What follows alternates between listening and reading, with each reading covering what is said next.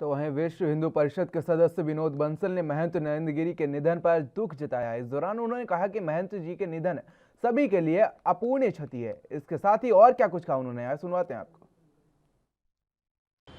देखिए, पूज्य नरेंद्र गिरी जी महाराज एक महान संत थे।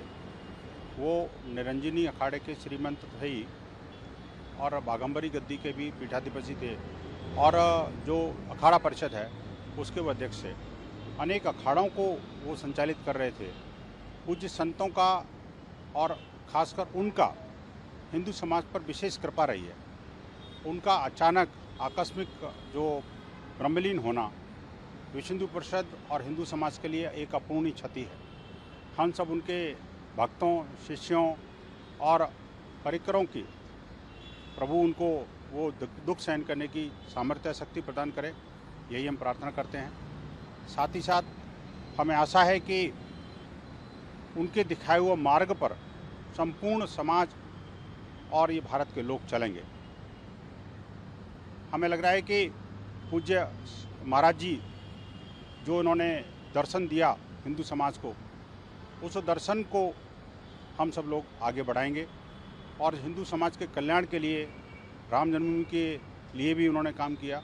तो मुझे लगता है कि ये सब बात को लेकर के और ये दुख का विषय तो है निश्चित रूप से, लेकिन जो प्रभु की मर्जी, हम इस अवसर पर उनको श्रद्धा सुमन अर्पित करते हैं। देखिए, पूज्य महंत जी की एक सरकार है, योगी आदित्यनाथ जी उनके प्रमुख हैं और ऐसी स्थिति में मुझे लगता है कि वो निश्चित रूप से जो आवश्यक होगा वो कार्रवाई करेंगे और पूरे संत समाज को और हिंदू समाज को उनको देखिए, अब्बा को तो अब्बा ही कहेंगे। मुझे लगता है असदुद्दीन ओवैसी भी अपने पिताजी को पिताजी नहीं कह सकते। जो अब्बा हैं तो वो अब्बा ही रहेंगे उनके।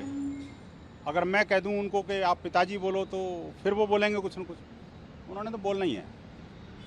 देश के साथ उल्टा चलना, उल्टी रीति के साथ काम करना, उल्टे ढंग से आचरण करना, देश के संविधान और उसकी न्याय व्यवस्था की बात करना और उसके विपरीत काम करना, ये उनकी प्रकृति, विकृति और संस्कृति है।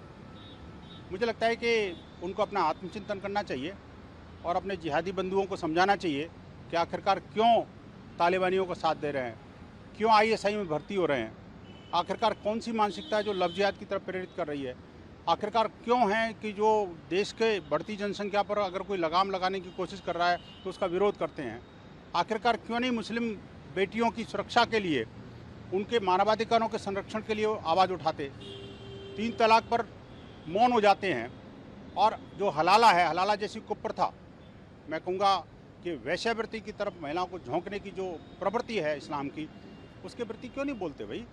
आप अगर इस्लाम को मानने वाले हैं, मैं मानता हूँ आपकी पार्टी के नाम में मुसलमीन लिखा हुआ है और आप उसके लिए इत्तेहाद करते हैं और सारे के सारे मुसलमान ही पार्टी में, और बात सेकुलरिज्म की करते हैं। कैसा सेकुलरिज्म भाई? आपको सेकुलर नहीं, आपको कम्युनल ही कहना चाहिए अपने आप को। आप तो तालिबानियों को साथ देने वाले